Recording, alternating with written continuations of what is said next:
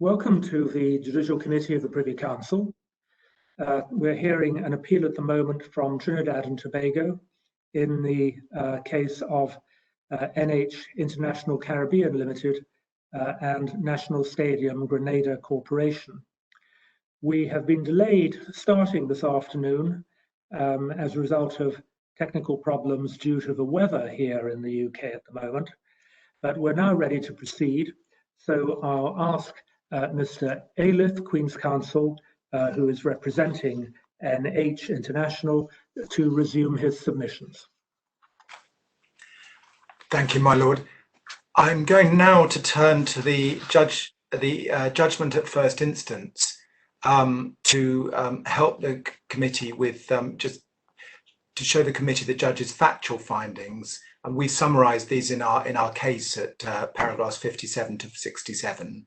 But it's just helpful to see where the judge made these findings and what use he makes of them. And also, I hope it will be useful just to run through the judgment to show his reasoning, because it's not always easy to follow presentationally his precise reasoning. The judgment is at page 70 of tab 1 of the record. And just before I start going through it, I'd just like to draw attention to one point. Part of the problem with this case is the expression quis close trust. It was used at first instance by both parties to describe the trust being asserted by the appellant, even though what the appellant was arguing for was obviously not a resulting trust in the strict sense of a quis close trust. And it was perhaps understandable the parties referred to it just as a quis close trust, because that expression is often used and continues to be used to a wider class of purpose trusts, not necessarily resulting trusts.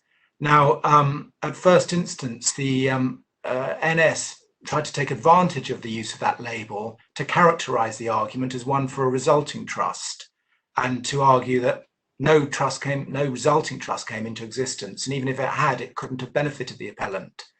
But the appellant made very clear in written submissions, in its reply written submissions, that it was not asserting a trust of that kind, but an express trust in its favour. The relevant paragraphs of those submissions, which are in the record, are at they're paragraphs 36 to 49, and they're at pages 801 to 811. I don't want to take up valuable time now turning to them. I just want to flag up that point that NH drew very carefully a distinction between the typical quis close trust, which is a resulting trust, and the sort of trust it was arguing for. And it did so by reference to the principles in Lord Millett's article and the general communications case. And it said, really, this is just a point of nomenclature, which is correct, it is.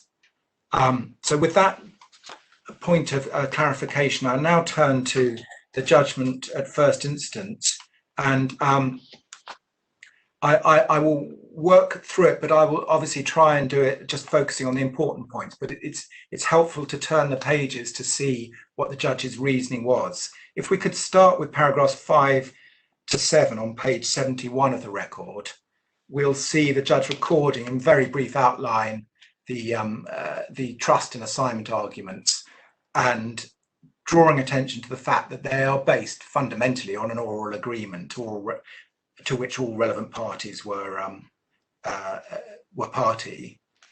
He then turns to explain the history events, the commencement of the claims, the project documentation in paragraphs 8 to 57, pausing along the way at paragraph 20 just to summarize the issues as, is there an assignment and is there a trust?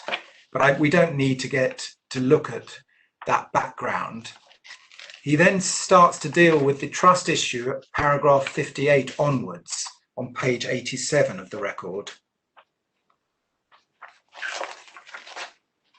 And he uses that heading, the quis close argument. So we can see again that this expression being used, which is a little unfortunate because it seems that it has ultimately led to the Court of Appeal getting the wrong, embarking on the wrong analysis.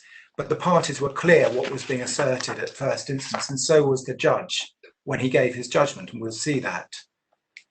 The judge outlines at paragraph 59 it's not entirely clear what he's doing, whether he's outlining NH's argument or his conclusions, but it doesn't matter either way. He says that the monies were advanced by CIB for disbursement under the facility agreement. The monies were intended by the investors, CIB and national stating, to be used by CIB to ensure pay-in to suppliers and goods and services, and the monies were to be used for no other purpose, and therefore there was a trust. So he summarizes it then. He then turns to the law under a heading, the law, at paragraph 60, and he makes clear at the very, very beginning of that, in paragraph, first line of paragraph 60, that he's concerned with the interests of third parties. He's looking at the cases in which the creation and enforcement of trust by creditors and lenders in relation to third parties has been considered. And then he proceeds from there in what I would analyse as three stages or three tranches. Firstly, between paragraphs 60 and 99, he considers the case law on quis-close trusts, and he considers in turn the Barclays Bank and quis-close case, the Carreras-Rothmans case, and the Twin Sector case. And as he runs through, he just interjects a few points. At paragraph 65, he points out on page 91 that in the present case there was no question of the primary trust failing because the monies had been frozen and could be used to pay creditors. He doesn't interject anything into his analysis of the Carreras-Rothman case, but he does underline various passages of the judgment as he's running through, and it's clear from the passages he emphasizes, or rather he emboldens, that he thought that case supported a principle of a law that allowed third parties to take an interest under trusts in this kind of arrangement. And then he turns to Twin Sector, and at page 105, he interjects at the bottom. I note that he interjects at the bottom that there was no problem in identifying the beneficiaries. At page 106.7, he interjects at the bottom of 106 and top of 107 that in this case it was clearly not envisaged that the monies should be the property of NS. And then finally at 110, he interjects various points, basically making clear that he took the view that the primary trust hadn't failed. He's clearly following an analysis closer to that of Lord Wilberforce in the Barclays Bank case than Lord Millett in the Twin Sector case. But his basic conclusion is the primary trust hadn't failed. Having reviewed those cases, he then summarized his understanding of the principles at paragraphs 85 to 99. Now here, the reasoning is a little difficult, a little confused, but the key point for present purposes is that he concludes that the use of the monies for the specified purpose can be enforced either by the payer or the intended beneficiary, the third party. That's his interpretation of this line of cases. And that's summarized at paragraphs 85, subparagraph 1 and 2. And as I say, with the greatest respect to him, the analysis is a little confused in that he refers in 85.1 to a resulting trust in favour of the lender, when what we're looking at here is a trust in favour of NH. But it's clear what he's getting at, which is that the purpose can be enforced either by the lender or the third party. And again, it's clear in 85.2 that he's getting the same point. And then he reiterates those conclusions in different ways in the subsequent paragraphs, but until 99. But his conclusion remains basically that under the Barclays Bank and quis-close line of authorities, the third party can enforce the arrangement. Now, that conclusion that without more the third party can enforce the arrangement is, we would say, is not quite right. One needs a little bit more. One needs to find an intention for the third party to benefit, or communication or irrevocability. But his broad conclusion is correct, we say, subject to that.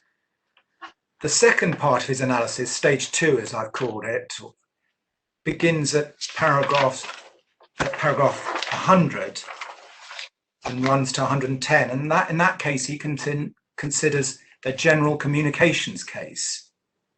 And he drops it in at a paragraph 100 without any preface. It's just dropped in and he starts to explain the facts and the principles in that case. And we've looked at that case, and he concludes that and he notes that the Court of Appeal in New Zealand had held there was a trust for the supplier for either of the following two reasons. One, communication of the arrangements to the supplier, and he refers to this at paragraph 108 under a heading communication. He's relying on the fact the lender had informed the supplier that payment would come through the solicitors and the supplier would not have to rely upon the company for payment, and this prevented the lender from changing the terms. And the second reason is irrevocability, which he refers to at 109 under a heading there and 110, and the conclusion that it must be inferred in that case that the lender had foregone its right to revoke the arrangements. And because the arrangements were irrevocable, the lender must have intended to confer a beneficial interest on each supplier as he fulfilled his contract. So that's the second stage of his approach. And then the third and final stage is reference to Lord Millett's article at paragraphs 111 to 115. He calls this the alternative approach, but one has to take a bit of care with his headings. We can see he quotes from the article at various points. And at this point, he begins to mix in references to his references to the article, some of his conclusions on the trust argument in the case. And he also further references the general communications case, but the broad drift is clear enough. He correctly records Lord Millet as having said that an irrevocable trust would arise in favour of the beneficiaries in three circumstances. One, where the payer's intention is to benefit the beneficiary, and he says that at paragraph 111.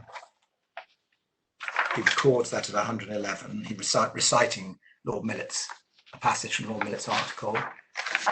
And then also at 111, he records another principle identified by Lord Millet, which is that the third party will get an interest where the payer's object would be frustrated if he were to retain a right of revocation. And then finally, we see at 115, the judge brings in the communication argument and principle and quotes there from Lord Millet's article again. It's towards the very end of that paragraph. Now, the analysis jumps around a little bit, but it's clear that the judge is fastening on all three reasons here for saying that there was a trust in favour of the appellant. He applies, if we just step back, it does jump around, but if we step back to 113, we can see him summarising the reasons relied upon by NH. And the first reason he relied is that I want to draw attention to is he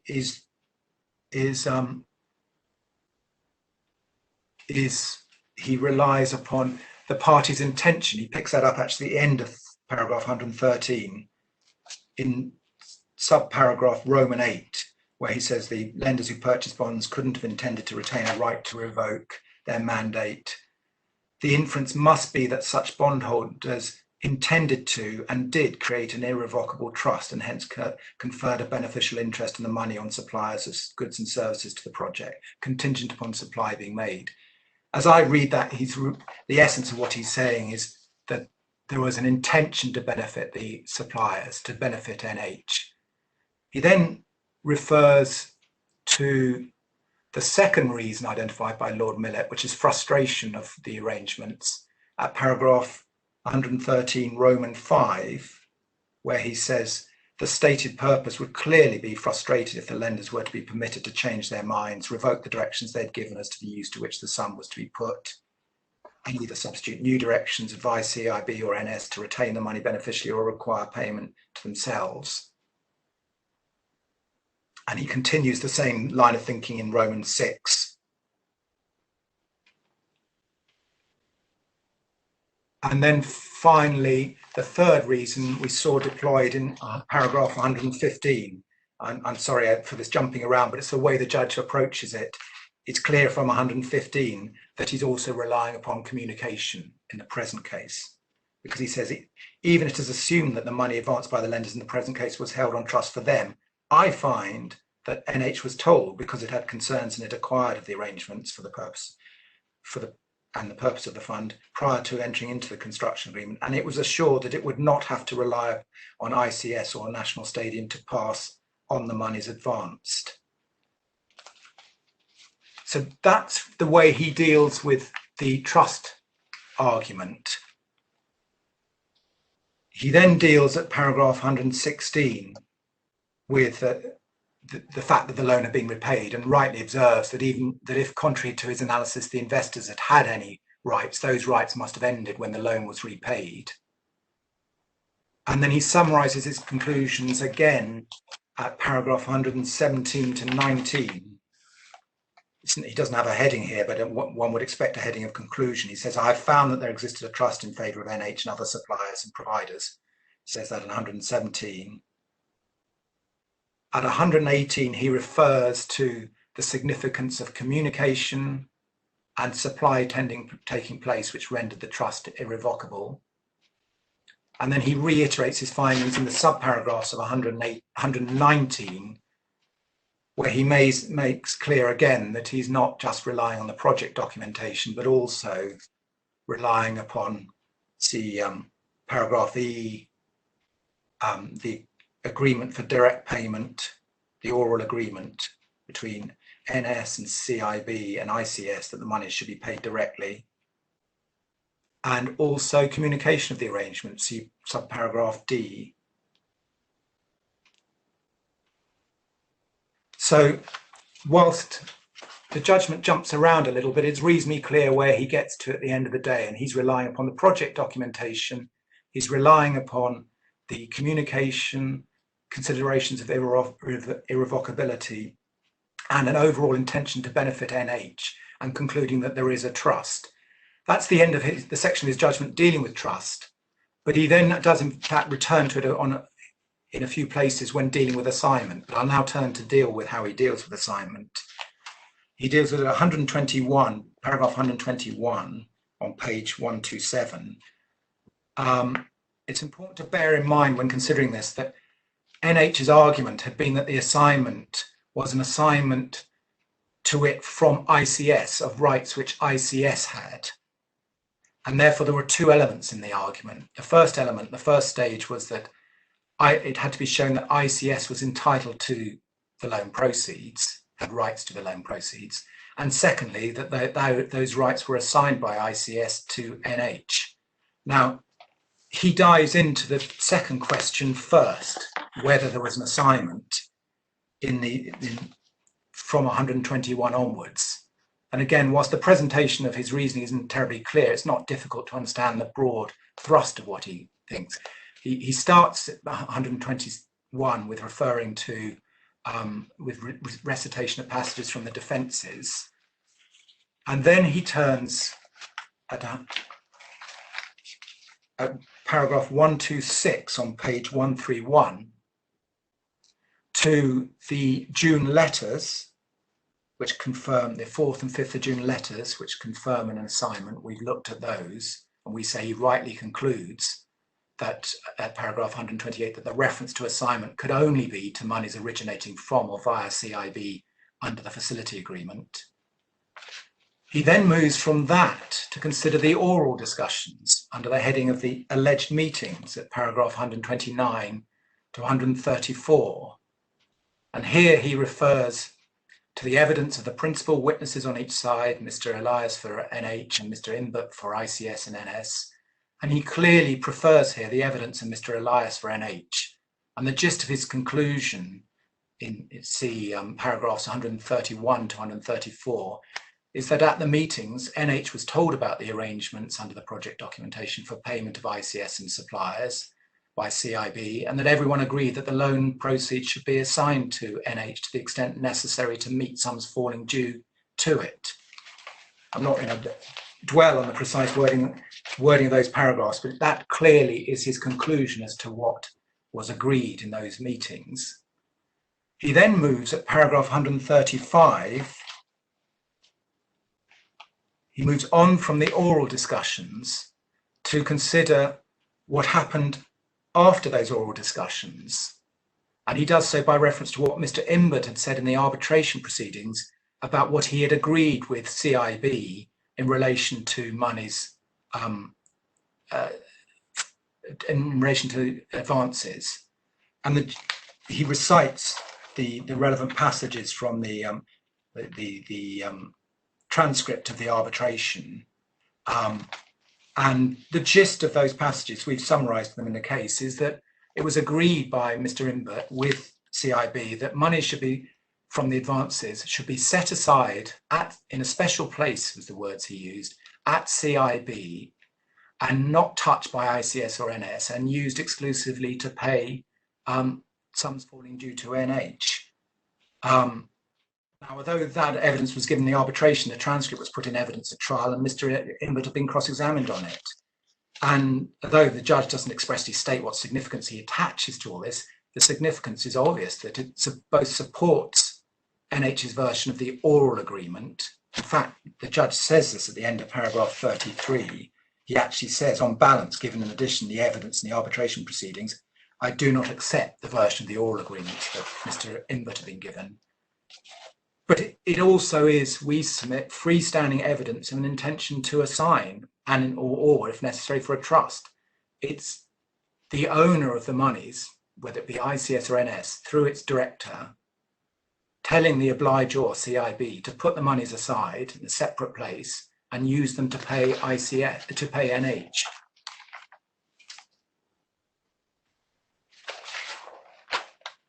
The judge then returns at paragraph 136 to evidence given trial by Mr. Imbert, in which he made clear, Mr. Imbert confirmed that he and CIB had made it clear to NH that they would not have to, that it would not have to rely on ICS or National Stadium. And at this point, he refers back to the general communications case. So I beg your pardon. I see my Lord Briggs is raising his hand.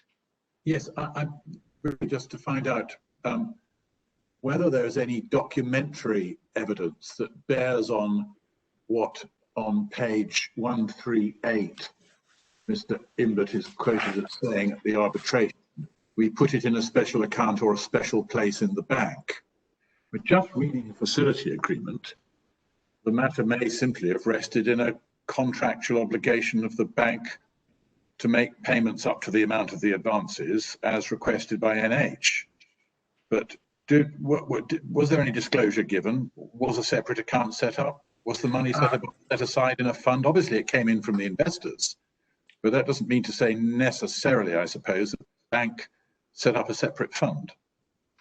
No, so far as I'm aware, there was no more documentation on it. If there was, it certainly hasn't found its way into the record or wasn't relied upon by the judge. It's just the transcript of the arbitration. And to take your lordship's point, yes, in principle, it could just be contractual, but the judge, having heard evidence from Mr. Imbert, came to a very clear conclusion that it wasn't just a matter of convenience or contractual, that it was this was an intention to give NH rights. And that's the gist of what he's saying in these various paragraphs. I mean, in paragraph 131, just to take one example, on page 136, he points out that obviously NH needed to be paid. Given the practical reality, neither ICS nor NS could have had any objection to that. It's difficult to understand what objection Mr. Imbert could have, what the objection by Mr. Imbert could have been. In fact, the evidence is more consistent with the position of direct assignment to NH not being objected to. And he's saying that in response to the passages of Mr. Imbert's evidence where he was saying, no, I never agreed to this. It was just a matter of convenience. And the judge is clearly forming a different view of that and coming to the conclusion there was an agreement, the substance of which was to give NH rights.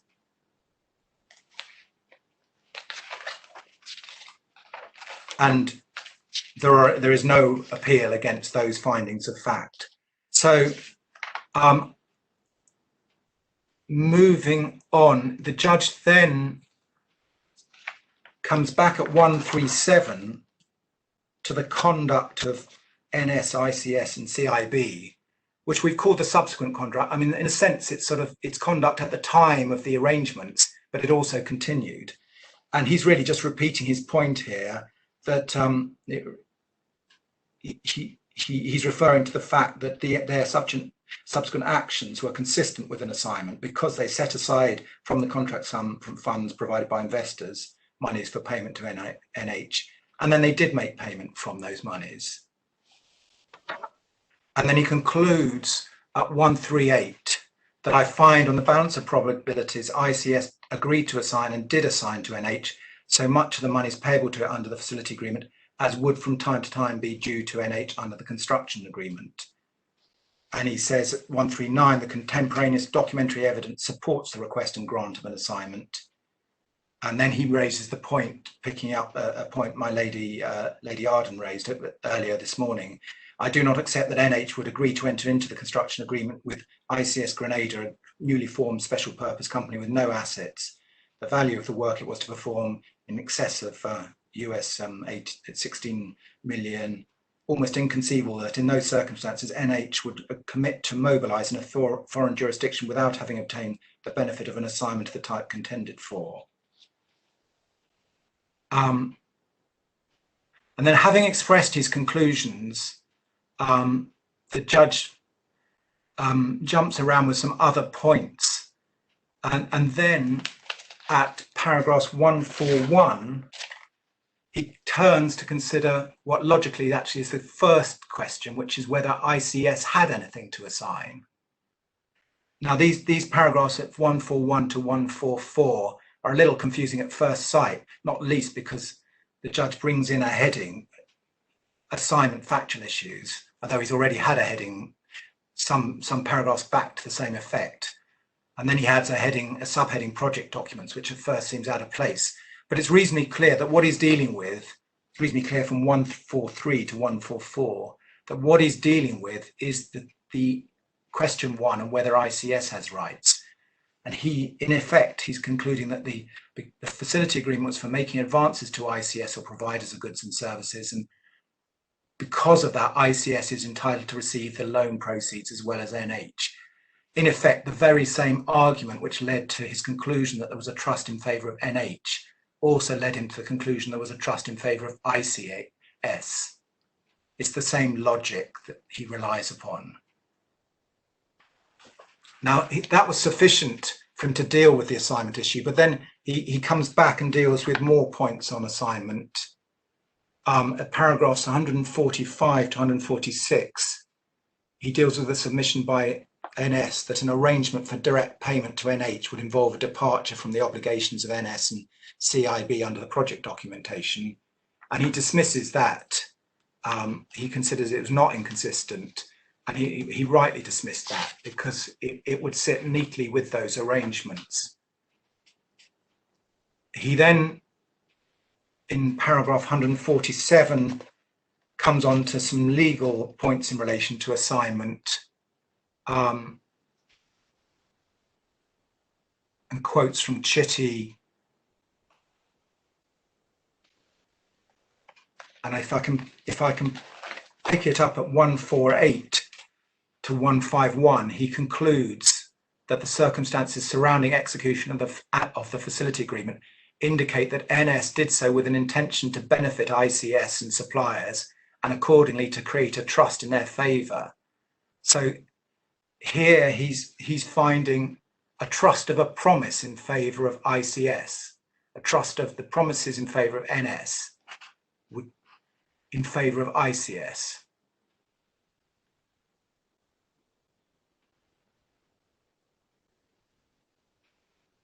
And then in paragraphs 151 to 163, he veers off with a quote from Chitty, seemingly in a new direction regarding the manner in which an assignment can be made. And he makes other comments and provides other quotes regarding the principles governing equitable assignments. But broadly speaking, what he says here comprises correct statements and mirrors points made in our case, dealing with the legal principles. And then he deals with some other issues relating to consideration, necessary parties, formality, and consent, and concludes that there are no obstacles there to giving effect to the assignment. And we say rightly so, for the reasons we've addressed in the case, and I'll perhaps come on to in closing. So that, and then he states his overall conclusion at paragraph 166 on page 150. I find, therefore, that the assignment alleged has been established both as a matter of fact and as a matter of law, and that such assignment is enforceable. He then turns to deal with some defences of NS, but the gist of those really repeat points he's already covered. That their points, it's a bit jumbled, but they're points about lack of consent, lack of writing, but they're essentially points he's already disposed of. And then I can take it a bit quicker. At 177 to 188, he turns to deal with NS's claim to the monies, which would, of course, would only arise if NH had failed on the trust or assignment issues, which it hadn't. In effect, he's dealing with the third issue on the appeal, the entitlement issue. And he had no hesitation in disposing of NS's claim to the money. And his reasoning, in essence, is that the project documentation had made very clear that NS was merely a vehicle, a cipher, and was to have no right to the monies itself. They were to be passed through to ICS and the suppliers. And he also dealt with NS's pleaded basis for claiming the monies, which relied on allegations that it had lent monies to ICS to finish the project. This had all been disputed by NH, and the judge made clear that he was pretty sceptical of the alleged loan in paragraph 179. But in any event, the alleged loan wouldn't give NS a basis for claiming the monies, quite rightly, and he says that in 178. The gist of what he says is in 178. And then one final observation about the judgment at paragraph 221 on page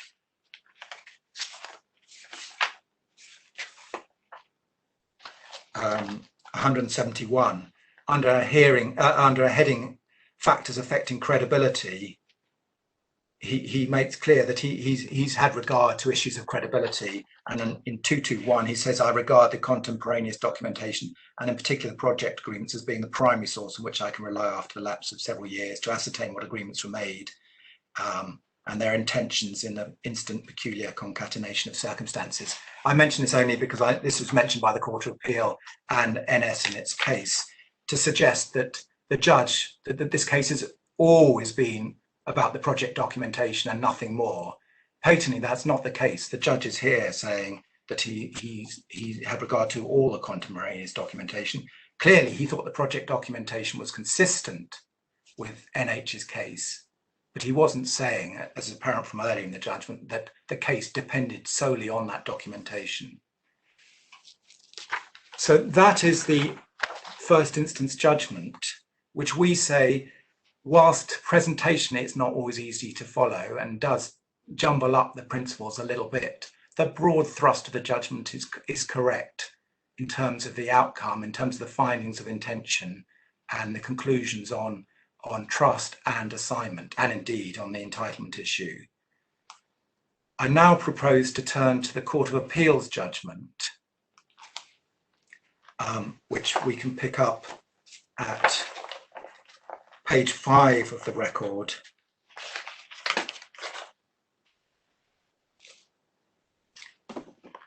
And after a few preliminary comments in the first few paragraphs, the Court of Appeal states at paragraph 6 what it considers the issues for determination in this appeal are, namely, 1, whether the trial judge erred when he construed the purpose of the facility agreement, and there are sub-issues here. What was the purpose? Was the purpose fulfilled? Who is the beneficiary entitled to the remaining funds? And then 2, whether ICS acquired rights under the facility agreement, which were then assigned to NH. Now, it's the appellant's position that the Court of Appeal took a fundamental wrong turning at this point when it formulated the first issue in the way it did. What it ought to have done is formulated as neutrally, was there a trust of monies advanced under the facility agreement? this was what the judge had found and what was under attack on the appeal, and it would have reflected the neutral formulation of the second issue. But by transmuting the question 1 into one about the purpose of the facility agreement and whether it was fulfilled, the Court of Appeal sent themselves off down the wrong track from the start. And we'll see that the reason why they did this is because they misunderstood the nature of the trust being alleged. They took the view it was a quis pro trust, a resulting trust, and therefore these were relevant questions, but it wasn't. Now, the Court of Appeal then summarised in 7 its reasons for allowing the appeal, but I'll come back to these as they need to be seen in the light of the rest of the fuller analysis of the issues, and it'll be seen that those conclusions can't be supported in the light of the fuller analysis. Picking up therefore the judgment at paragraph 12 and following, the Court of Appeal here summarises the factual background, the project documentation and the proceedings. Now, a lot of this is uncontentious, but there are a number of points which aren't correct or incomplete. In particular, there's a complete omission of mention of the trial judge's factual findings, or which misstate the NH's case. I'm not going to get bogged down in dealing with them, except to just draw attention to one point, which can be illustrated by taking paragraph 15, which refers to the memorandum of understanding and refers then to, in the final sentence, to a contract which incorporated the MOU was then entered into amongst the government, NS, ICS and CIB, where it was agreed that NS would implement and complete the project using a bulk method. This kind of statement repeatedly appears in the Court of Appeal's judgment and shows the spectacles they're wearing when they're approaching this case. They see NS as the primary mover in this project, when there was no such contract by which NS was engaged to do anything. NS didn't actually have to do anything. The only party that undertook to do anything was ICS. ICS was at the heart of the arrangements, and ICS set up NS to act as a vehicle for holding the I beg your pardon, I see my Lord Briggs is raising his hand. You say NS didn't contract to do anything, but I mean, NS gave the primary commitment to the bank to issue the bonds, and thereby undertook to, and I assume did, incur a liability to the investors to repay all the amounts advanced with interest. I obviously wouldn't dispute that, my Lord. I'm sorry, perhaps I've used rather loose language. NS did not contract to carry out the project. No. All it did was it was set up by ICS to take the site and to borrow the monies and to repay the monies. Now, I fully accept those serious obligations, they're substantial obligations. But the point is, it did it as kind of the arm of ICS. It was ICS who was to carry out the project. It was ICS who was to engage all the contractors. It was in fact ICS who was to arrange the financing. It was ICS, we say, who was to have the benefit of that financing. When NS contracted, we say properly analysed, it contracted for the benefit of ICS. So I don't dispute, my Lord is quite right, that there were contractual obligations owed by NS, but NS was not at the heart of the arrangements. ICS was. But the Court of Appeal repeatedly formulated in terms of NS being the core body.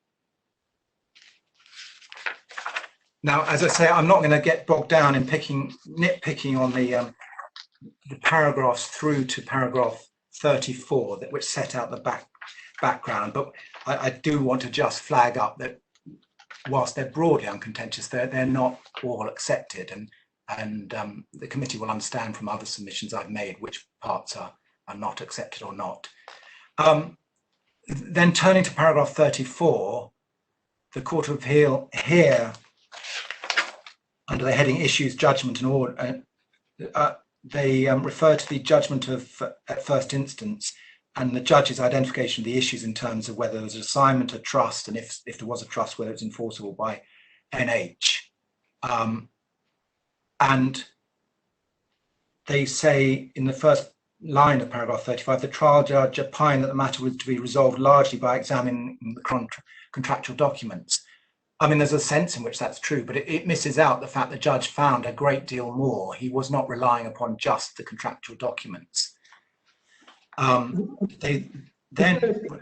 wonder, can I ask you some absolutely basic factual questions? Because I'm worrying that I'm not quite following the basics here.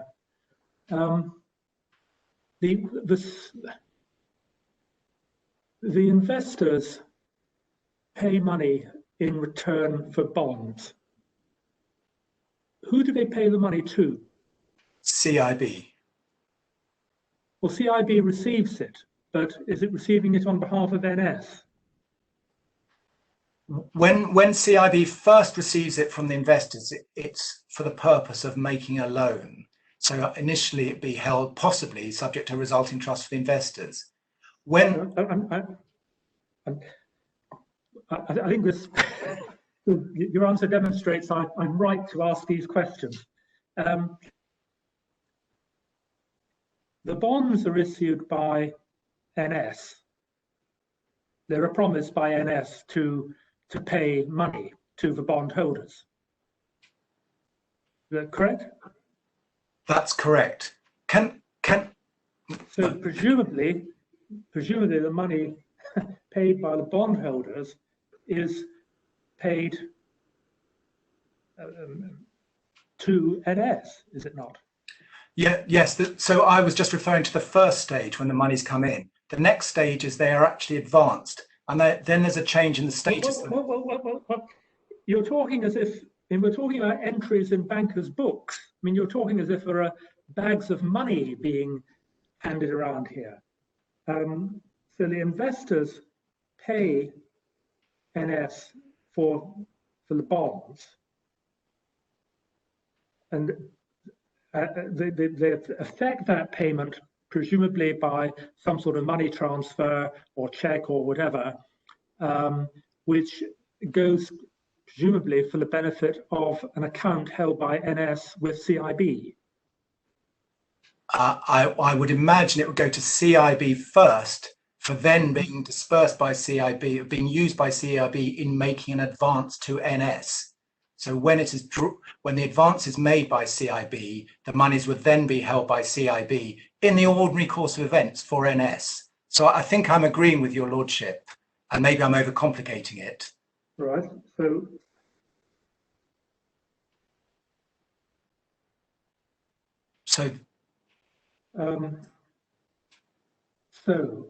there are then advances made by CIB to NS, which are loans to NS. Yes.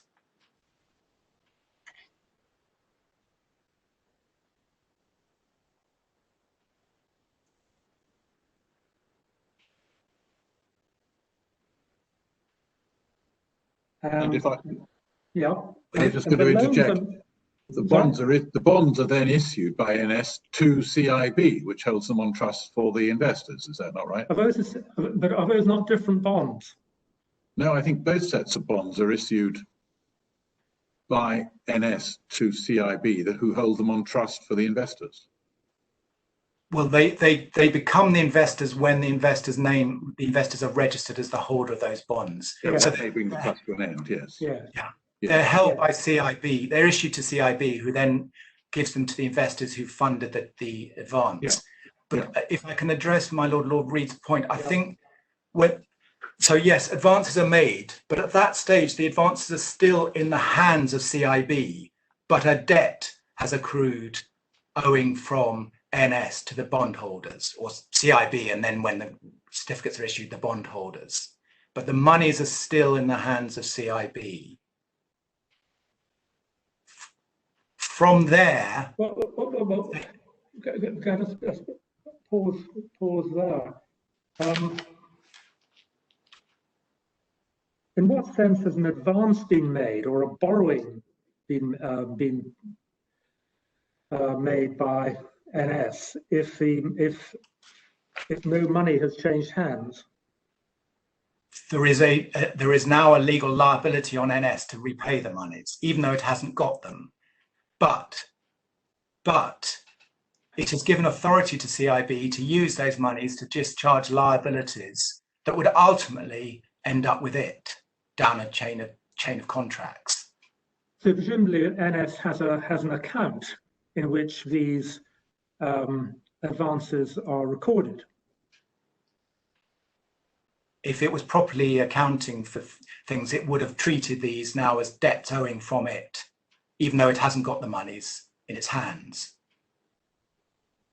So if the bank, if CIB makes a payment to a contractor, for example, on behalf of NS, then the amount of that payment would be recorded in the. Then what happens is the contractor actually receives the money, receives a check or a transfer into its account, and there'll be a debit recorded in NS's account. That's right? That's right. Right, okay. And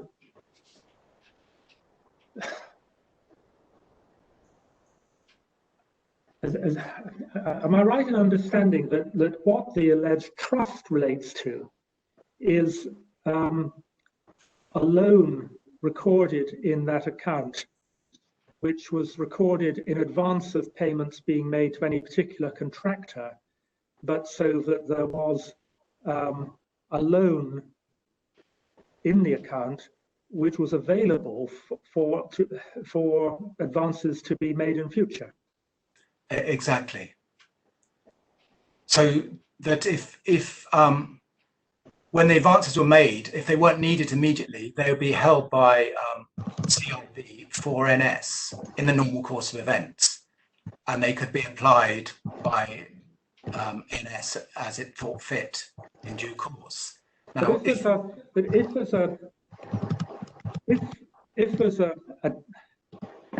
if there is in fact an advance of that money,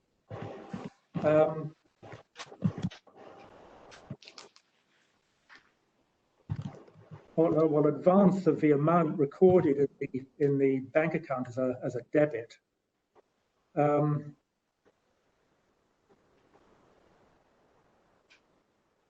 where has it been credited on the other side of the equation? the credit is the money sitting in the account at CIB for NS. In the normal course. So presumably, I mean, I don't know, but just say it was $5 million that had been debited to NS's advances account as to record that the advance had been made. Then presumably there should be a corresponding $5 million credit in some account somewhere. That would be correct. Now, in the normal course of events, if this was just a straightforward plain vanilla arrangement without the kind of arrangements we say were put in place, the monies would be drawn down, advanced to NS, but held by CIB. If CIB could then pay them out to suppliers or ICS, but that can be accounted for in two ways. Either well, before we get to that, the asserted trust has to be over the $5 million credit. It's that amount which has to be the trust asset. When monies are drawn down, yes. Now we're of course looking at no, before the monies are drawn down. I mean, you're saying your argument is that there is a trust with trust funds established before the money is actually paid to a contractor. Not quite. Before any monies are drawn down, there's no monies involved at all. It's just contractual rights. Yeah. We say the trust bit on NS's contractual right to have monies paid to it. So the $5 million that I'm talking about must have been drawn down by NS. then that's right. When it's drawn down, the trust attaches to those monies because those monies come from the contractual right, NS's contractual right to have those monies paid to it. And is it that? I mean, obviously the freezing order had to attach to something, so presumably is attached to a credit balance. I'm talking about $5 million, but whatever it was actually $7 million odd dollars, wasn't it? So the amount, so there's a credit balance held in an account in the name of NS, presumably, which has to be firstly the trust asset and also the subject of the freezing order. That's right. I mean, the freezing order actually was to prevent CIB paying those monies out to anyone else. But yes, my lord is correct that the asset, that credit, those monies sitting in an account, the subject of the dispute, and they either belong to NS because it was the borrower, or they belong to ICS because the arrangement set up envisaged at all times that actually NS was just acting as a cipher for ICS, as not a cipher, that's the wrong word, but as was entering into these arrangements for the benefit of ICS, or, which is our argument, that it was all parties, NS and ICS, agreed that actually they should be held for us. But at the first stage, of course, when all this was agreed, there were no actual monies there. There was just contractual rights. Yeah. But they matured. So your argument is that whether it bore this name or not, the account to which the advances were credited was actually a trust account. It was whoever, CIB as trustee of NS's creditors in respect of the project. Yes, I mean, in that sense, the monies will be subject to a trust, yes. Yeah, I see. Well, thank you. Then this sort of account is not much different from a project bank account, which one sees in large construction contracts.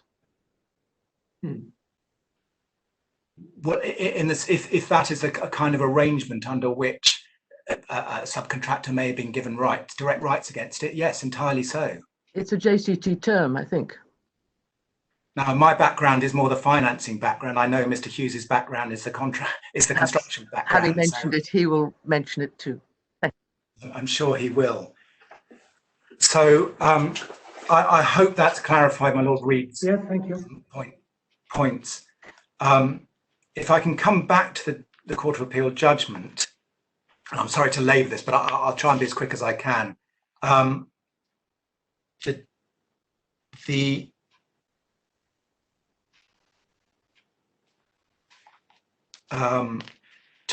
Court of Appeal turned to the grounds of appeal at paragraph 38, and they summarise them there. I'm not sure we would necessarily agree with them, but they're broadly correct. And then, having explained those grounds of appeal, the Court of Appeal returned to the issues on appeal at paragraph 39, the issues for it, and restated them in the same language as they had at the very beginning of the judgment. And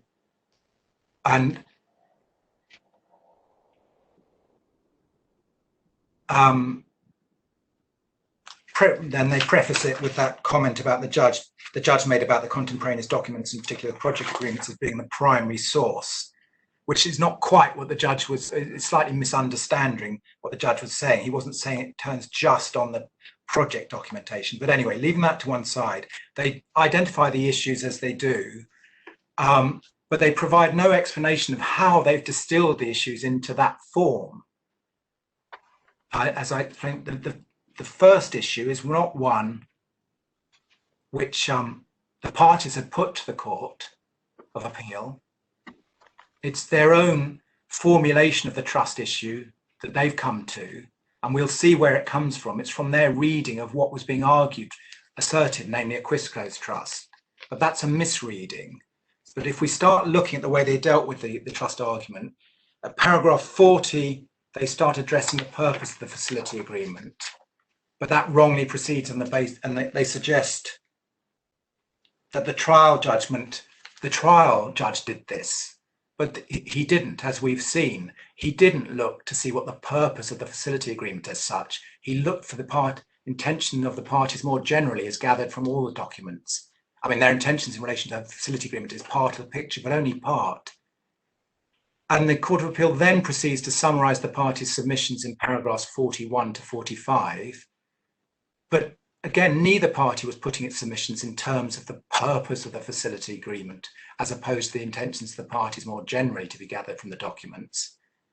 The origins of the Court of Appeal's focus on purpose become clear at paragraph 43, where they suggest that NH was arguing for a quis trust and therefore needed to establish the purpose of the trust was to pay suppliers, the purpose was not fulfilled, and the monies were therefore held on trust for NH. But that wasn't NH's argument at all. NH's argument was that which had found favour of the judge, and we've seen, which was the parties' agreed arrangements for direct payment to NH. Those had been communicated to NH and had been acted upon. And the Court of Appeal then sets out its analysis at 46. And here it really does pin its approach to Barclays Bank and quis and summarises the principle in the first sentence as, if monies were advanced for a particular purpose and the purpose failed, the monies revert to the person or persons who advanced those monies. So that's where it gets its formulation of this issue from. But and whilst this may be these may be broadly relevant questions when considering a quis trust, it's not what the appellant had been arguing for. And then in paragraphs 147 to 47 to 54, the Court of Appeal considers the purpose of the facility agreement and sets out its view of that. But that was a misguided inquiry. It should have been looking for the parties' intentions regarding the arrangements more generally. And to the extent it was looking at the purpose of the facility agreement, we would respectfully suggest, although it doesn't really matter, but we respectfully suggest its conclusion really is a remarkable one, that the purpose was, it expresses it, that the purpose was access to financing for the project rather than financing the project. If it's financing the project, then obviously it needs to be applied in payment of the suppliers. But the Court of Appeal characterises it here in this rather weird phrase, access to financing for the project. And elsewhere they use other slightly odd expressions, but they're clearly just saying, well, the purpose of the facility agreement was to be a facility agreement. That's it. And here they again put on their their NS spectacles in paragraph 53, where they refer to NS. They say at the beginning, NS, the project company, was required to deliver the project, but it wasn't required to. It was ICS that was required to do it. It's true NS secured the financing of the project, but it was ICS that had to do the project. And at the end, they say specifically ICS has no claim on the funds as they were not involved in the transaction at any point. I think what they mean is just ICS wasn't a party to the facility agreement. But if you look at the wider transaction, ICS was at the heart of it. So that's how they deal with the question of purpose. And they say the trial judge was plainly wrong in his construction of the agreements and his conclusion that, quotes, purpose in the facility agreement was to be widely interpreted. As though they're quoting from the judge. He didn't go through this analysis at all. This wasn't his approach at all. He never asked himself that question. Then, having identified what they consider the purposes, the Court of Appeal then considers whether it was fulfilled and starts by setting out its understanding of the parties' submissions. But again, this didn't really reflect what the parties had been saying, and their conclusion that the purpose was fulfilled and therefore no question of a quis clause could arise is hardly surprising. If you adopt their approach and you take the view that the purpose was access to financing, then that purpose had obviously ended once the lenders had been repaid. But with the greatest respect, the Court of Appeal's approach and conclusion regarding purpose here were completely misguided and misconceived. Indeed, that the Court of Appeal's recitation of NH's submissions in in paragraph 55 is so confused and bears so little resemblance to what NS had been arguing that it is virtually incapable of unpicking it in a sensible fashion at all. So then, at this point, the Court of Appeals disposed of the trust argument on its approach. And it then turns at paragraphs 59 onwards. I'm sorry. If you go on, if you go back to 52, I wondered if you wanted to make any observation about the third sentence. Contracts relating to design, contracts relating to construction, and contracts relating to finance are three separate elements and will only be linked by the clearest language. I fully understand that that's a fair observation, that there are different elements in a project of this nature.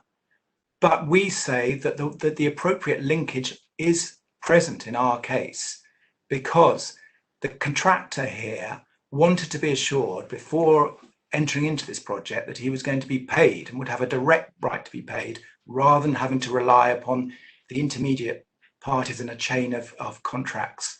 And so it asked for a assignment, arrangements that would give it the right. It was expressed in the June letters as an assignment of the loan proceeds. That's what it was asking for. And it got that. That's what it was told it had got. So we say the linkage is there that links our clients gives our clients rights to the monies that were generated by the facility agreement. And the only two parties who might have had an interest in the facility agreement are NS or ICS. And they both agreed to this. And indeed, the arrangements that are then put in place are entirely consistent with that. I take my Lord Briggs's point that, well, yes, they could be interpreted as being just an arrangement of convenience, but the judge thought differently. He thought, having regard to everything, all of these matters evidenced an agreement for an interest in the loan proceeds to be given to the appellant. And his findings on those points, which are ultimately factual findings, have not been appealed. I mean, the point of law obviously has been, but not the factual findings which form the thrust of the case.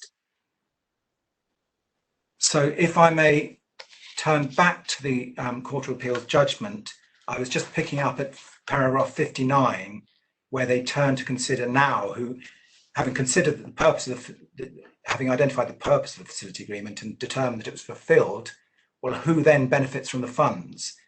And they set out, they recite their understanding. This is essentially the entitlement issue. And it led the Court of Appeal to revisit the trust arguments and authorities. It starts by reciting its understanding of the parties' submissions. And it gets the gist at paragraph 60, the gist of NH's submissions, correct? And then deals with NS's submissions at paragraph 61. But then strangely, at the end of 61, the Court of Appeal starts to talk about intention to create a trust. And then continues the confusion in paragraphs 62 to 69 by referring to twin sector, general communications, and so on. I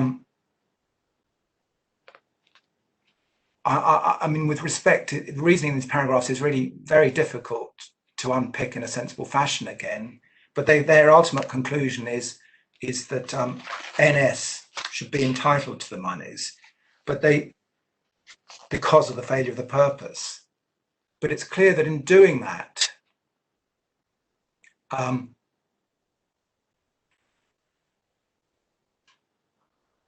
point I want to make, at paragraph 69, an important point, just at the end of that section, having referred to twin sector and quizclose and saying they don't assist NH, and having referred to the failure of the purpose, the Court of Appeal then say, as such, the issue of intention is irrelevant to the matter at bar, and which is said in the context of dismissing twin sector and quizclose as having any relevance.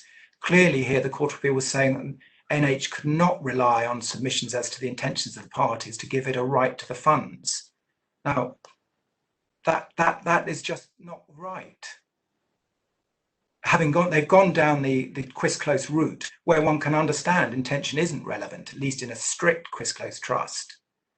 And perhaps that's why they're saying this. They may also be saying, well, subjective intention is irrelevant, but really they're closing the door on any discussion of the parties' intentions. They've formed a view as to the purpose of the facility agreement and whether it was fulfilled. Having concluded that it was fulfilled, they say there's no room for anything else, and really no reference can be made to the parties' intentions. It won't help anyone. So we do say, with the greatest respect to the Court of Appeal, that they completely misunderstood the case that was being asserted, completely misunderstood the relevant legal principles, and are, as a result, asked the wrong questions and wrongly confined themselves to the project documentation, failing to refer to, let alone take account of, the other relevant circumstances that the judge had found as casting light on the parties' intention. That's their treatment of the trust issue. They then turn to the assignment issue at para 70 onwards and summarise the parties' submissions at 70, 71 in broadly fair terms, and then refer at 72 to the judge's conclusion that ICS had rights to the loan monies and did in fact assign them to NH. But they don't refer to any of the reasoning, including the reliance on an oral agreement, the subsequent conduct. And reading between the lines, this is because the Court of Appeal had taken the view that the argument couldn't get off the ground because of its conclusion, which I'm about to come on to, that ICS hadn't got any rights. And they dealt with this at 73 and para 73 and 77. In para 73, the learned judge says, Lord Justice says, I must preface this discussion with the fact I've already determined that ICS was not the beneficiary of any trust or created under the facility agreement. Forgive me, I should have drawn attention to that earlier on. When the judge rejects the trust argument, he says no one has a trust, there's no trust in favour of anyone. But in 73, he draws attention to that again. And then in 77, in the heading conclusion, he says, no trust was created for the benefit of ICS, which would have granted rights to them capable of being assigned to NH. And he concludes, therefore, there was nothing to assign. So really, the Court of Appeal's decision on the trust issue, their misguided approach to that, results in them dismissing the assignment argument as well. Mr. Ellis, can I ask what progress you're making in completing your submissions? I appreciate we lost 25 minutes before our resumption this afternoon, but you're now half an hour past your allotted time. I do appreciate that, my lord. I wonder if I'm pretty much there because most of it's in the case. I wonder if I could conclude with just a few, just to draw the threads together. Yes, thank you. By addressing our submissions on the issues as quickly as I can. Issue one, the first issue is the trust issue, whether the Court of Appeal erred in not finding a trust. And we set out our arguments on that in paragraph 69 to 83 of the case. We put our case in two ways. We rely upon the ordinary principles governing the creation of express trusts, and we also rely upon the principles extracted from those cases dealing with payments for specified purposes, issues of communication, irrevocability, and the like. And we would respectfully suggest that the conclusion that there is a trust in favour of the appellant is the best and simplest route to deal with this. All parties concerned with these monies agreed in the outcome, which was that NH was to have rights to direct payment of these monies from CIB, from the loan proceeds. Now, applying our first approach, the ordinary principles governing creation of express contract, there are three requirements: intention to create a trust, certainty of subject matter, and certainty of objects. We say they were all satisfied. The intention to create a trust, we rely upon, we've explained it all in the case, but we rely upon the project documentation, the initial project documentation, which sets up a basic landscape, which is consistent with the arrangement we ultimately say was put in place. And then we rely upon the oral agreement, the June letters, the subsequent conduct of ICS, NS and CIB, and indeed the conduct of NH itself. And we submit that all of those matters, I won't run through them again in view of the time, clearly manifest and the appropriate intention for a trust of the benefit of the contractual rights under the facility agreement in whoever they might otherwise have resided in, NS or ICS, which then matured when monies were advanced into a trust of those monies. As to certainty of subject matter, the second requirement, we say that's straightforward. The subject matter of the trust is the loan proceeds. As and when the monies were drawn down, they became impressed in the hands of CIB with a trust for the appellant to the extent necessary to meet sums due to the appellant. I mean, given the monies were actually drawn down, it's unnecessary to consider the position prior to the drawdowns, but for completeness, we would submit that prior to the drawdowns, the contractual right, whosever it was, NS or ICS, was held on trust for the appellant, again to the same extent. And certainty of objects, again, we say that straightforward. The object of the trust was the appellant. We would accept, picking up my Lord Reed's point, I think it was earlier on, or maybe it was my Lord Sales, but that if we, my Lord Sales, that's right, if we've been relying just upon the initial project documentation and the development agreement, the trust argument might have been a bit more difficult. But we say any lack of clarity about the arrangements was dealt with later on by the oral agreement and the parties' subsequent conduct and the letters. So that's approaching it by reference to general principles of trust law, approaching it by reference to the case law regarding payments for specified purposes. I have identified and explained the sources relied upon for the three principles we extract from that. The first being manifestation of intention for a trust and ordinary principles, the second being irrevocability of the arrangements, and the third being communication of the arrangements, or indeed the party being the relevant third party being a party to the arrangements. We say all three principles can be invoked here to justify the same end. And the judge, properly understood, was effectively doing that. The Court of Appeal, however, didn't even begin to approach the matter in this way, and as a result failed to ask itself the right questions or have regard to the right matters. Now, I'm trying to run through this as quickly as I can, so I won't, unless I can help the committee further on the trust argument, I'll turn to the assignment argument. Mr. Ailiff, we need to finish this case by lunchtime tomorrow.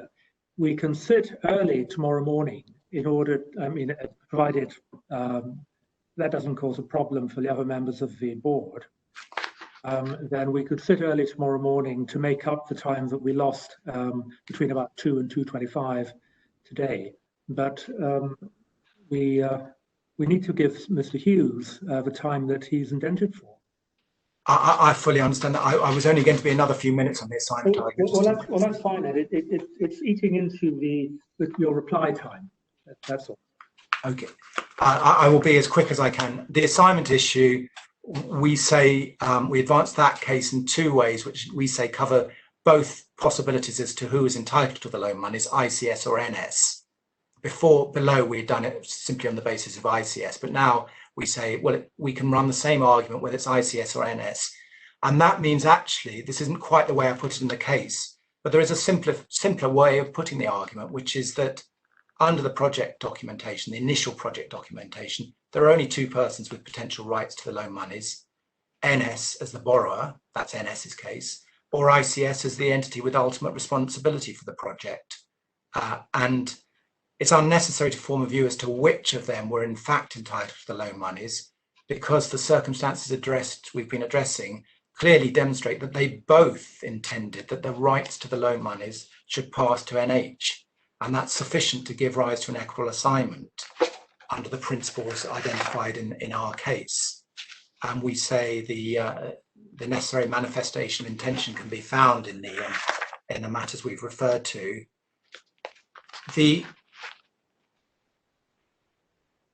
Below, however, it was argued by reference to ICS having obtained a right to the monies and assigned by ICS. The judge accepted that, and we say he was right to do that. and I don't think I can add materially to what's in our case on that.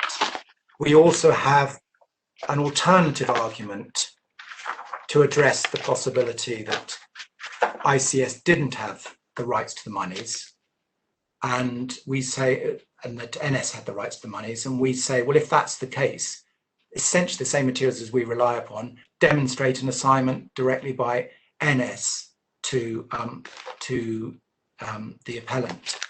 And on the issues as to consideration of formality and consent, we say properly analysed, there are no problems. The necessary consent was clearly given by all interested parties. In terms of formality, there is no need for any writing for an assignment by NS because it was assigning its contractual rights. Insofar as ICS is concerned, if it was assigning its rights, on one view, those rights can be viewed as purely contractual, a right to have payment of the monies to it, in which case there's no need for signed writing. But if one analyses ICS's rights as rights arising under a trust of a promise by NS, then writing would be required. But we say that writing is there in the form of the letter from ICS to the appellant on the 5th of June, confirming an assignment. So I don't intend to dwell further on the assignment issue. I explained at the outset I didn't intend to dwell on the entitlement issue. We spelt out our points on that. And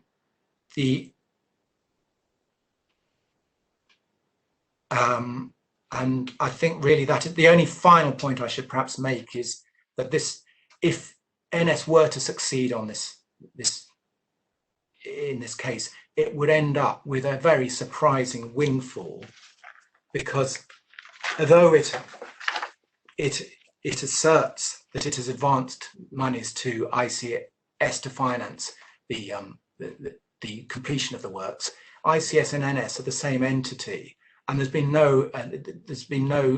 judge didn't accept the assertions on this. He said they're irrelevant, which they are irrelevant, but there is no evidence that NS has taken out any additional lending. The only additional lending that there is evidence of is lending from CIB, which was repaid by the government. So NS's borrowing was repaid by the government. NS has been left with no liability. If it gets these monies, it will have a very substantial windfall. I'm very grateful for your indulgence, my lord, in allowing me just to complete those points. I know I'm sorry I had to rush you somewhat. No, I appreciate that. And I'm sorry your submissions were interrupted, as it were, by the technical hiccups that we've had during the course of the day. Thank you. No need at all to apologise. Well, thank you very much, Mr. Ailiff. Mr. Hughes. Well, I should say, Mr. Hughes, that unless I see any signs of dissent from other members of the board, we'll sit, assuming it also suits yourself and Mr. Ailiff, we can sit at 10 o'clock tomorrow to make up time. My lord, that would be gratefully received.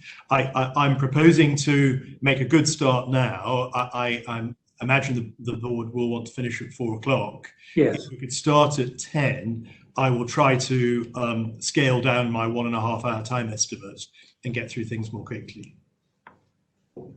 Well, we should make up for the lost time starting at 10. Yes. Yes. Very well. Perhaps if I could just begin with the surprising windfall point on which my learned friend ended. There's nothing in my submission surprising about what happened. The money that was supposed to be funding the project, which came from the facility agreement to NS, was frozen by an interim injunction of Mr. Justice Tam. So that money couldn't be used for the completion of the project. And as set out in the statement of agreed facts, other money had to be used, NS's money, to complete the project. And so there is nothing in my submission surprising about the state of affairs that is effectively common ground, and nothing that might be described as a windfall. but perhaps just beginning where I had anticipated beginning, could I make a few introductory points, my lords, my lady? The first one is this. The issues before the judge and the Court of Appeal were viewed as turning substantially on questions of the construction of several project documents to gather the intentions of the parties. Now, the appellant in its case today emphasizes certain elements of factual inquiry, but one can see in my submission, both from the judgment of Justice Raj Kumar in the Court of Appeal, that the true centre of gravity, the principal inquiry, was one of construction of a series of documents. And perhaps I could just make that good by showing you some passages, first of all, in the judgment of Justice Raj Kumar. You'll need bundle page 124, please.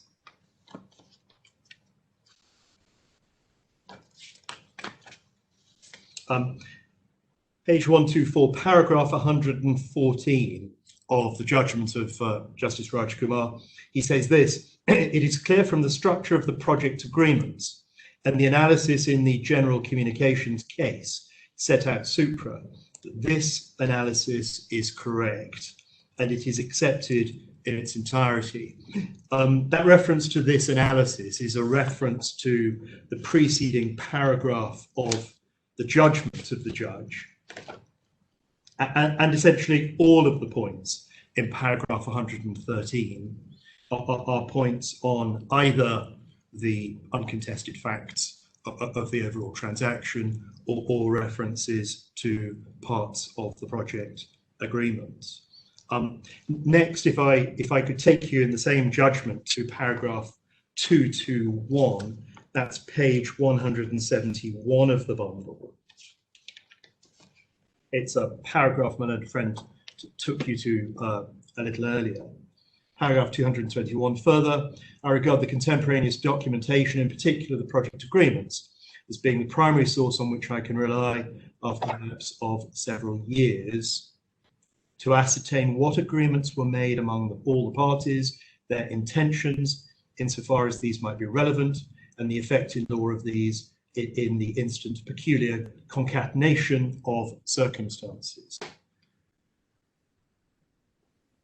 We say that's quite important because in parts of the appellant's case today, that there seemed to be a backtracking into factual matters, where my learned friend said on more than one occasion, well, whatever the position in relation to the construction of the project documents, he has, he says, a separate freestanding either trust case or assignment case. Realistically, my lords, my lady, that was not the position for which NH contended for either before the judge or in the Court of Appeal. That this is, in my submission, principally an exercise in ascertaining the intentions of the parties by looking at the true construction of a series of project agreements and potentially a few pieces of correspondence. The Court of Appeal picked up on the same point in their judgment. It's bundle page 23. Forgive me, it's bundle page 23, there, paragraph 39. Issues for the Court of Appeal is the heading, paragraph 39 of the judgment. The trial judge in his judgment opined that he regarded, and then they quote the passage in Justice Raj Kumar's judgment that I've just mentioned. And then they say, we agree with this approach and find that the appeal largely turns on the analysis of documentary evidence as contended by the trial judge. And just picking up on one point that my learned friend emphasizes in his written case and also today before the board, that there seems to be a criticism levelled at the Court of Appeal for their use of the word purpose repeatedly in the judgment of the Court of Appeal. And it seems to be said on behalf of the appellant that considerations of purpose are different and distinct from questions of intent as derived from an objective construction of the documents. We say that on a fair reading of the Court of Appeal's judgment, what is perfectly clear is that the Court of Appeal acceded to the submission, that the intentions of the parties, but both in respect of trust and in respect of the assignment point, were to be gathered from a construction of the project documents on ordinary principles, namely an objective test. So we say that the almost, in my submission, semantic focus of the appellant on the use of the word purpose in the Court of Appeal's judgment is unwarranted and to a certain degree unfair. But before I get into the documents, I want to take a little bit of time looking at the project documents. I wanted to remind... Mr. Hughes, it's Lord Sales here. I just wanted to ask a question about your point about focusing on the documents. What do you say about, in particular, paragraphs 135 and 136 of the first instance judgment at pages it's about 138 to 140, where the judge, as I think Mr. Aliff emphasised, did seem to be making factual findings going beyond what was in the formal agreements. Yes, well, my lord, I accept that, and of course my learned friend's right that none of those factual findings were either challenged by my clients in the Court of Appeal or here. That there are factual findings. In fact, we say that the relevant factual findings do not assist the appellant on the way in which it puts its case, and I'd invite attention to paragraph 138, my lord. That's page 141 of the bundle. After a relatively long exercising quotation of passages from evidence, Justice Raj Kumar says this: I find that on a balance of probabilities, ICS agreed to assign and did assign to NH so much of the money is payable to it under the facility agreement as would from time to time be due to NH under the construction agreement. We say that poses two problems, at least for the appellant on its appeal. First of all, if it is right that the assignment issue was resolved by the learned High Court judge on the basis that it was ICS that agreed to assign, then that immediately presents the problem of how it is that ICS became entitled to anything which it could then assign. And that, of course, is the point that my learned friend dealt with a little bit earlier by saying that the learned judge dealt with the assignment point first and then the question of the subject matter of the assignment later. And in fact, the board will see that on the question of quite why it is that ICS had a right which would be capable of assignment, the judgment at first instance peters out somewhat. But then, sorry, could I just ask on that?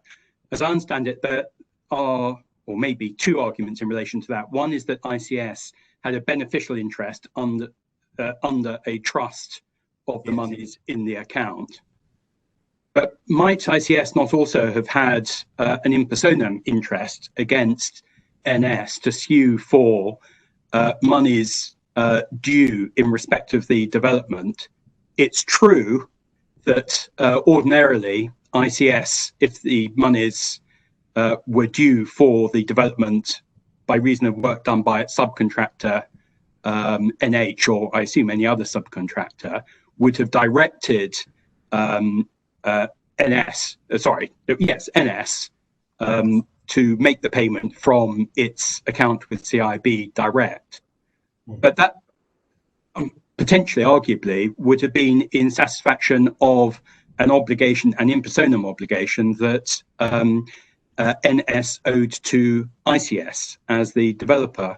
And could there not be an assignment of that right? Well, dealing with them in turn, Lord Sales.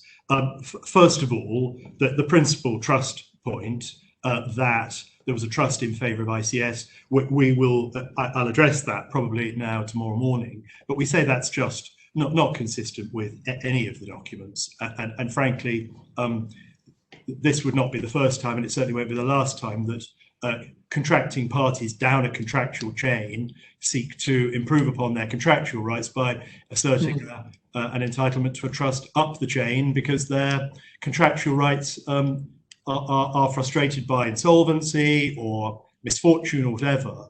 But in this case, there is no basis in my submission for the trust point. As to the second point, namely that there might be an assignment of the contractual, that's to say, ipsonam right, as between ICS and NS, I can see that, but those rights in my submission would not have crystallized at the point when the assignment is said to have taken place. My Lord, the second difficulty, just to mention this, that paragraph 138 and its finding of fact, the second difficulty that this creates for the appellant is, of course, it has a new case which it wishes to advance before the board, that in fact the assignment was not as found by the judge at all, and the board will be mindful of paragraph 106 of my learned friend's case, which reads, if contrary to the above, NH did not acquire an interest in or rights in monies advanced under the facility agreement by an assignment from ICS, NH submits that it must be regarded as having done so by an assignment directly from NS. So it has, before the board, the appellant has before the board an entirely new case on assignment from NS to it, which in my submission flies directly in the face of a finding of fact by the judge. The new point was not run before the judge. It wasn't run in the Court of Appeal in Trinidad either.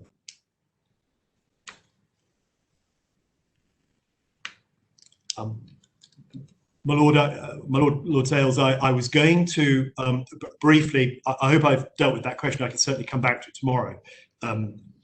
I was going to briefly, before we finish, simply remind the board, if I may, as to how the trust point was run before the judge at the trial. And I can do that, I think, very quickly by reference to NH's opening submissions before the judge at trial. The bundle reference is 656. And I'm going straight to paragraph 45 of NH's opening submission at the trial. It's a paragraph, it's quite a long paragraph. I don't propose to read it all out, but it begins a fair starting point for the determination of the question. And then as to whether or not the parties intended the arrangement between the investors, CIB and National Stadium to be revocable is the financing documents themselves. Briefly stated, CIB undertook to make advances to National Stadium to a maximum amount of $23 million for the purposes of the project.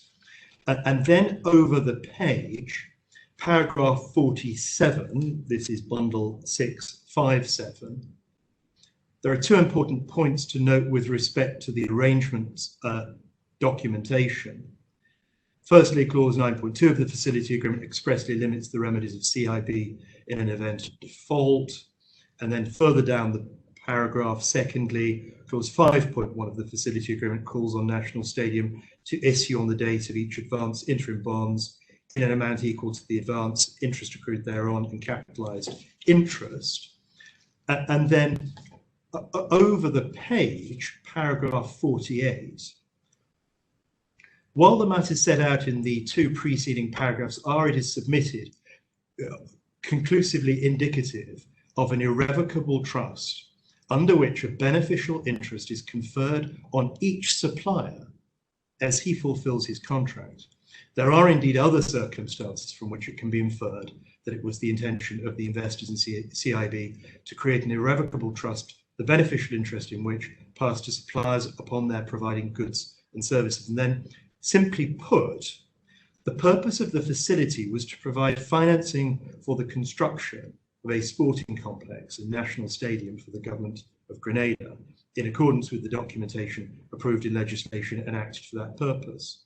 It was only by paying suppliers that this purpose could be fully achieved, and it was for this very reason that CIB controlled the disbursement of advances by setting guidelines intended to ensure that only monies properly due to suppliers would be released. And then finally, in light of these matters, respectfully submitted, the only course open to the court is to find that the investors and CIB must have intended the trust created by the facility agreement and other financing documentation to be irrevocable, and hence to confer a beneficial interest on each supplier, and so forth. That is stripped of all of the elaborate alternatives and elaborate ways of formulating the same point to be found in the appellant's case. That is really the nub of what is being suggested here.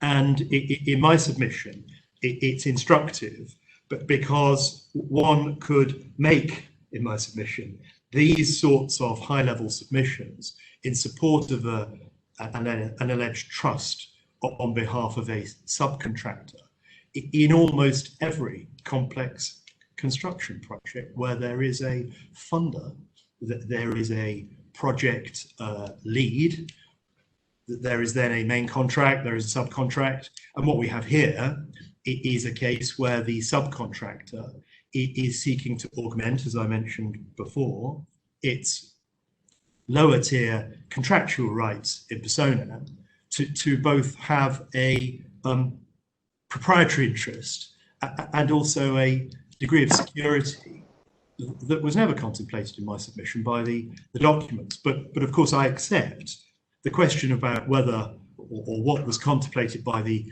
documents. That's a question of construction. I of course accept that. And it was that I proposed to return to in the morning.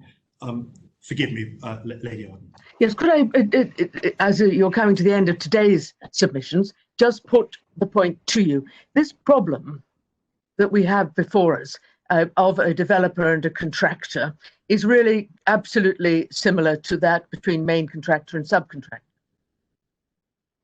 And in that, if the head contractor or the developer is a shell company, it's a recognized problem that the subcontractor has to be wary of the fact that the shell company could become insolvent. That's just a normal fact of life. That's what the judge said also, I think. My lady, if you're inviting me to agree with that proposition, I agree with it wholeheartedly.